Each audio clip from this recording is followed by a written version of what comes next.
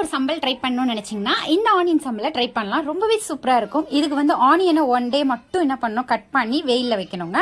வெயிலில் வச்சிங்கன்னா லைட்டாக எக்ஸ்ட்ரா இருக்க வாட்டர்ஸ் எல்லாமே வந்து ரெடியூஸ் ஆயிரும். ஸோ ஒரே ஒரு நாள் மட்டும் வச்சா போதும். ஆனால் வச்ச அன்னைக்கே வந்து இதை நம்ம ஃப்ரை பண்ணி எடுத்துக்கணும், இல்லைன்னா பாக்டீரியா வந்து ஃபார்ம் ஆயிருங்க. ஸோ இப்போ நம்ம ஆனியன்ஸ் பார்த்தீங்க அப்படின்னா ஒரு 3 கிலோ வெங்காயம் வந்து நான் கட் பண்ணி எடுத்து வச்சிருக்கிறேன். கட் பண்ணி வெயில காலையிலே கட் பண்ணி வெயிலில் போட்டுட்டேன் இந்த மாதிரி பிளேட்டில்.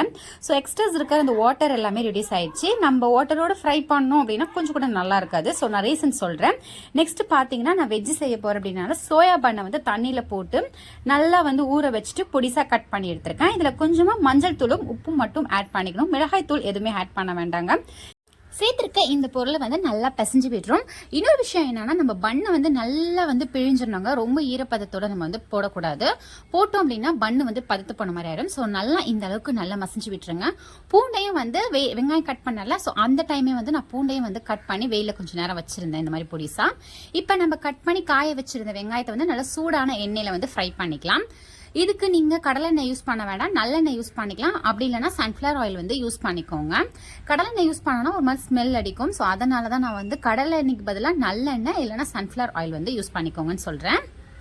ஆனியன் ஏன் தண்ணி இருக்கக்கூடாது அப்படின்னா, நம்ம ஆனியன்ஸ் வந்து ரொம்ப நாள் ஸ்டோர் பண்ண போறோம் அப்படின்னா தண்ணி வந்து இருக்கக்கூடாது. நீங்க ஃபாரின்ஸ் வெளியே யாருக்காச்சும் கொடுக்குறீங்க அப்படின்னா கண்டிப்பா சொல்றேன், தண்ணி இருக்கவே கூடாது. இது வந்து நீங்க ஒரு பிசினஸா கூட எடுத்து பண்ணலாங்க. தண்ணி இல்லாம நீங்க பண்ணீங்க அப்படின்னா தான் வந்து ஆனியன் வந்து நல்லாவும் இருக்கும். சீக்கிரம் வந்து ஒரு மாதிரி பதத்து போன தன்மை நமக்கு கிடைக்காது. ஒரு நாள் மட்டும் வெயில வச்சு எடுத்தாலே போதுங்க. ஸோ உங்க வீட்லயே கூட நீங்க அந்த தண்ணி எக்ஸ்ட்ரா இருக்க வாட்டர் போற அளவுக்கு மட்டும் இது பண்ணா போதும். லைட்டா இந்த லெவல் ப்ரௌன் வந்தா போதும். ரொம்ப வந்து கருகி விட்டுறாதீங்க.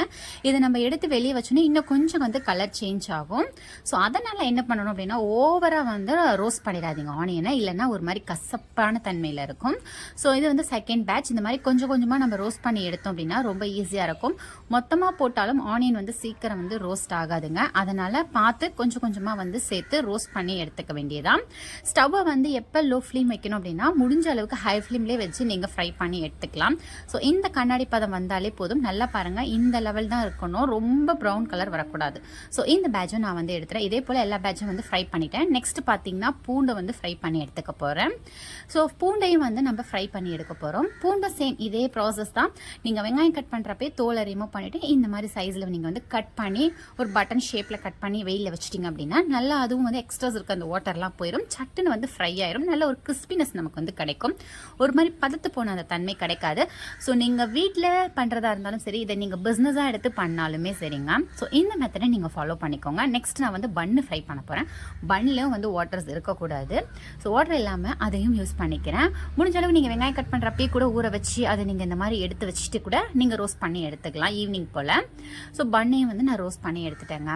இப்போ ஆல்மோஸ்ட் நம்ம இன்க்ரீடியன்ஸ் எல்லாமே ரோஸ்ட் பண்ணி எடுத்தாச்சு. இதை எப்படி மிக்ஸ் பண்ணணும் அப்படின்னு ரெடி தரேன் பார்க்கலாம். ஒரு பெரிய சைஸ் பேஷன் எடுத்திருக்கேன். வறுத்த வெங்காயம் ஆட் பண்ணியிருக்கேன். இது கூடயே வந்து இடிச்ச காஞ்ச மிளகாய். காஞ்ச மிளகாய் எப்படி இடிக்கணும் அப்படின்னா, ஜஸ்ட் ஒன்றும் இல்லை, ஒரு நார்மல் பேனில் வந்து ரோஸ்ட் பண்ணிட்டு அப்புறம் மிக்சியில் நீங்கள் அரைச்சிக்கணும். ரொம்ப குறப்பா இல்லை, இந்த மாதிரி குறப்பா அரைச்சிக்கோங்க. நெக்ஸ்ட் நான் வந்து வறுத்து வச்சிருக்க பன் வந்து ஆட் பண்ணிக்கிறேன். இது கூடயே பார்த்தீங்க அப்படின்னா பூண்டு நம்ம வந்து வறுத்து வச்சிருக்கோம்ல, ஸோ அதையும் வந்து நம்ம ஆட் பண்ணிக்கலாம்.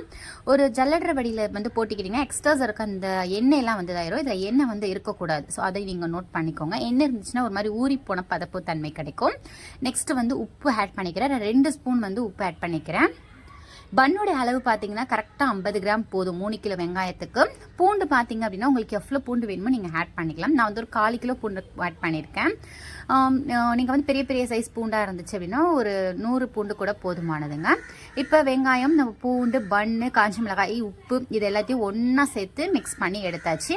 அப்பில் தான் நம்மளோட சூப்பரான ஆனியன் சம்பல் வந்து ரெடி ஆயிடுச்சு. வெஜ்ஜி டேஸ்ட் ரொம்ப நல்லாயிருக்கும் அண்ட் கிறிஸ்பினஸாகவும் இருக்கும். சாப்பிட்றதுக்கு ரொம்ப நல்லாயிருக்கும்.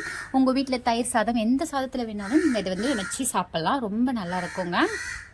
இந்த பாக்ஸ் பார்த்தீங்கன்னா ஒரு 100 கிராம் வந்து பிடிக்குங்க. ஸோ நீங்கள் எவ்வளோ ரேட் கொடுக்கலாம் அப்படின்னு பார்த்தீங்க அப்படின்னா இது வந்து கரெக்டாக 130 வந்து கொடுக்கலாம், இல்லை 150 கூட கொடுக்கலாம். அது நம்மளுடைய சாய்ஸ் தான். பட் நான் வந்து கொடுக்கல, யாருக்கும் சேல்ஸில் கிடையாது. ஸோ நார்மலாக வீட்டில் கொடுக்கறதுக்கு அண்ட் ஸ்டோர் பண்ணி வைக்கிறதுக்காக நான் ரோஸ்ட் பண்ணி எடுத்திருக்கேன். சில்வர் பாக்ஸில் போட்டோம் அப்படின்னா பதத்து போயிடுங்க. சில்வர் பாக்ஸ்லலாம் போட வேணாம். ஒரு பிளாஸ்டிக் கண்டெய்னர், நல்ல ஏர் கண்டெய்னரான பாக்ஸில் வந்து போட்டு வச்சுக்கோங்க. ஒவ்வொரு தடவையும் மிக்ஸ் பண்ணி நீங்கள் வந்து பவுலில் போட்டு வச்சிங்க அப்படின்னா மிக்ஸ் பண்ணாத அந்த இதெல்லாம் வந்து இந்த வீடியோ உங்களுக்கு ரொம்ப யூஸ்ஃபுல்லாக இருக்கும்னு நினைக்கிறேன். இந்த வீடியோ உங்களுக்கு யூஸ்ஃபுல்லாக இருந்துச்சுன்னா மறக்காம இந்த வீடியோக்கு லைக் பண்ணுங்கள். வேறு என்ன வீடியோஸ் வேணால் மறக்காம கமெண்ட் பண்ணிடுங்க. அண்ட் நெக்ஸ்ட் ஒரு இன்ட்ரெஸ்டிங்கான வீடியோஸில் நான் மீட் பண்ணுறேன். So take care, bye. And இன்னொரு முக்கியமான விஷயம் சொல்ல மறந்துட்டேன். இந்த மாதிரி டைட்டான பாக்ஸை வந்து யூஸ் பண்ணிக்கோங்க ஃப்ரெண்ட்ஸ். நெக்ஸ்ட் ஒரு வீடியோவில் பார்க்கலாம்.